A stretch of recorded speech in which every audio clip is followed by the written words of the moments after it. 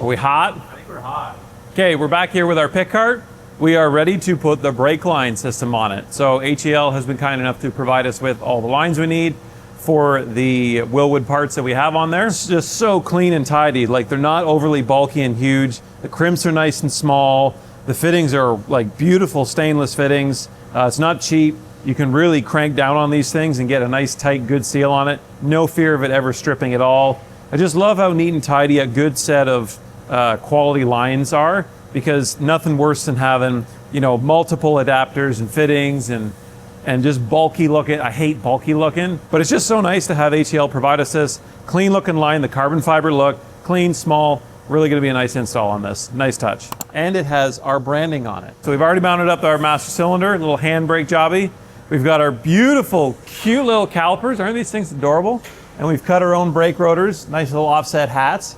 So I just started putting some fittings in it, and we're gonna mount up some unions that we have here, our T's, and then get the lines all fitted up to make this thing stop, because as you've seen before, it weighs just a little bit more than that 240, and it would be really nice if it didn't run people over. So we're gonna put some lines on it and get this thing to stop. First step is to mount all of so I started putting in our 8th MPT to -3 adapters. So these are gonna be adapting us to all our -3 fittings. And then I'm gonna put in our front 4-way splitter, and then I'm gonna put the rear 3-way splitter in, and then make sure that all of my measurements were actually correct. Because I just kind of measured it loosely with a tape measure. So next would be line the lines up, then bolt them in, put some fluid in it, hopefully everything fits.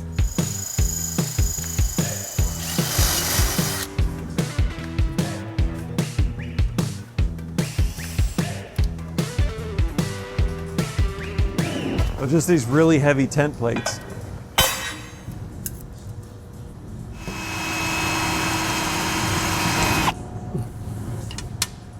Beautiful.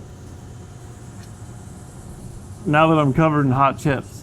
I love hot chips. Oh, hey, I don't like hot chips. Those tackies. Spicy chips. I don't like spicy chips. Okay, then I'm gonna get like a little button head screw if we have one. That way it'll kind of sit slightly flush on the other side. So it's not getting smashed by stuff all the time. So we'll put this on the inside. This will be underneath. That way it doesn't get scuffed up and caught on things when we're dragging stuff on and off it. Just try to keep it as low profile as possible. Where's my 11 mil?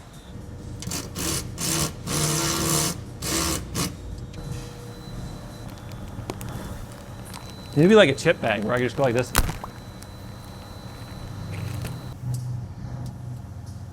Wow. I'll have to do some sort of like clip here so when we go lock to lock, it doesn't bind the line up.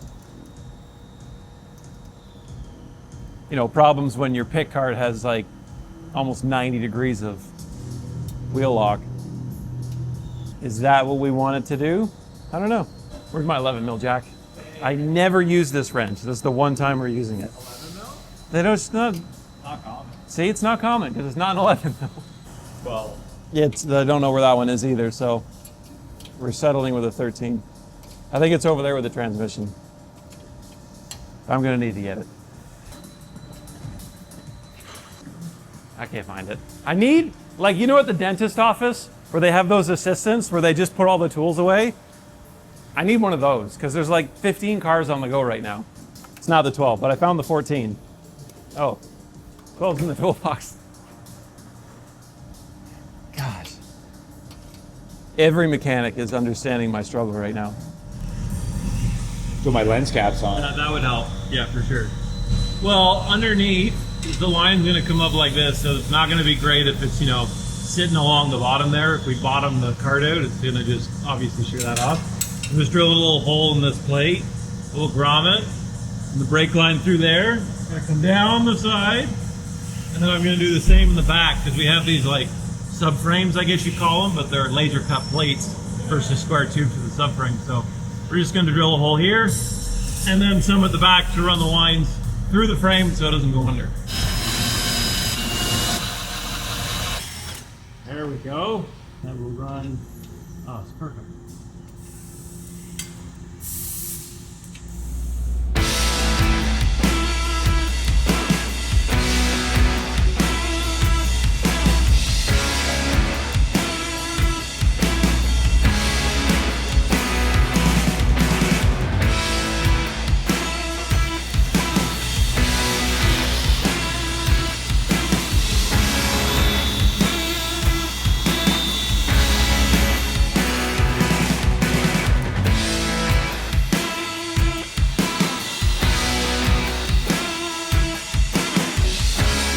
Okay, we have our pick cart here, freshly painted with our Steal-It. We're going to get ready to put the knuckles back on. We're going to put the Wilwood brakes back on that we've made, put our Kensei wheels on it, put our HEL lines that we all ran and have already fitted. So it should be a pretty straight, simple forward putting it back together. We have an event tomorrow, open house we're doing at the local college. Both Josiah and I are graduates of there. So we're going to be putting this cart on display for their manufacturing sector to see all the special things that we've manufactured on this. We're also bringing the Corvette, bringing a rush car, and the wagon will be there. So we're going to start putting this thing back together. It's nice to see it finally painted because I'll admit the raw steel, while it looked nice, it was starting to get a little rusty from being used so much because we use this thing all the time. So let's put all this, all the suspension back together and get this thing back to a pick cart.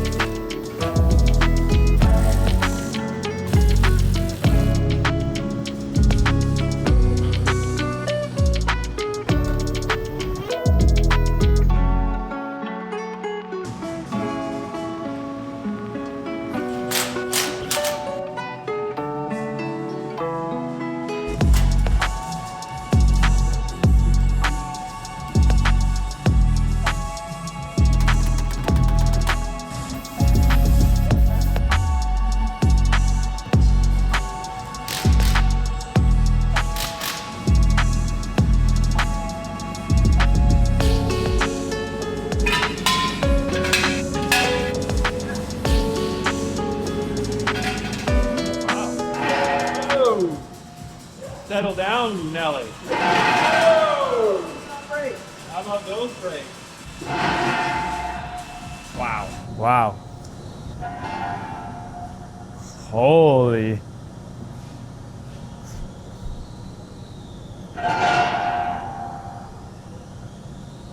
They work too good. That'll be great when we get the electric drive. Drop. Put one of those like the lawnmowers. Yeah, a little footstep on it. Just sit there and ride it. This would be the plan. So we'll use these tubes. Yeah. We'll make a thing that slides in, pin it, put the seat there, and then just. Oh my gosh. That's a serious core workout. Yeah, that's super dangerous. What could go But wrong? you have brakes. It'd be nice if the handle was the other way. It'll work. And if you hit something, You're not gonna slide on. you're gonna lose your nuts. That's funny. Yeah, they work good. Don't need any more than that. No, 3,000 pounds, you'll really have to drag it, I bet. Works great. Looks great, works great. Quick disconnect, Did you want to take the handle off? for sure.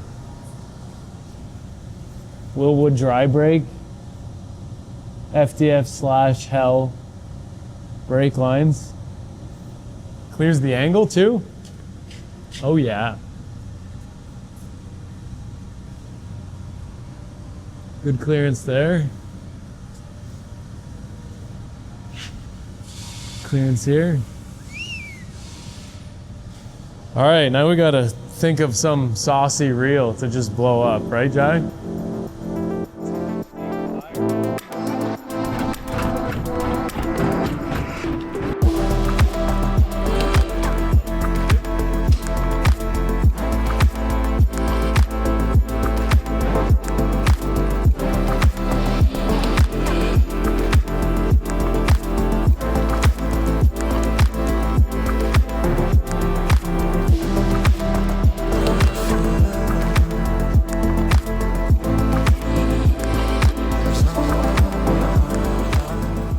All right, we're here at Loyalist College. I actually went to school here something like 13 years ago. We brought the Corvette rush car and pit cart. It's just kind of a generic showcase of all the things that we're doing. And we have a bunch of high schools, students, and this is basically a cars and coffee style event where we were invited here to showcase what can happen from learning these skills within the school. I did go here for 2 years, so I guess this is kind of like their way of saying you could do this if you follow suit with what's going on. So this is their auto department. It's an absolute gorgeous facility. I guess all these cars are donated, which is impressive. I'm thinking endurance race whenever I see these type of cars with black steelies on, just ready to go. But obviously, if they train their technicians on a certain model of car, that means that these students are going to leave and they're going to be experts in that model of car. And it just, I'm sure it reaps benefits for GM and Honda and whoever else. They've got some cool stock cars over here. I've seen these here since day one. Those things have been sitting there. They're cool to look at. They've got a lot of universal things. They're probably 40 years old. Throwing the flags up. I wish we had ceilings like this. It doesn't increase floor space, but it's air quality, it's sound. Like everything is quieter when you have this much air. And the height is just crazy. We can't put these flags on in our shop. Pick cart, we just painted with Steel It, powder coated the accent pieces, and we hooked up the brake lines. So Hell Performance sent us a brake line setup to route. We have some Wilwood calipers, quick disconnects, and four-wheeler style master cylinder. And I mean, this is very simple stuff, but actually being able to pull this around is not that big of a deal, but then being able to stop it is a big deal. So now we have that. The next thing is going to be to put power to probably one rear tire. I'm thinking like some kind of an electric pallet jack cart. Maybe buying a used one or buying one that's cheap and then taking the mechanism, because we kind of have the same style of tow bar, and we'll drive the rear wheel, we'll put batteries on it. So this thing is probably going to go up to 3,500 pounds with that, but it will be able to drive in and out, brake, and all of that. That's the future, and then this is going to be done and ready to use. A lot of people have been asking if we're going to sell it. We probably will offer the build DXF files and basic guide for this pit cart, but we aren't going to put a crazy amount of effort into this. Our niche is racing, and that is, I did put the work in. We can list it and sell it, probably 50 bucks, and you can buy the plans for this thing, get the files, whatever. But yeah, that's the update on this, and it's almost done. We've definitely milked out the content that we can out of it.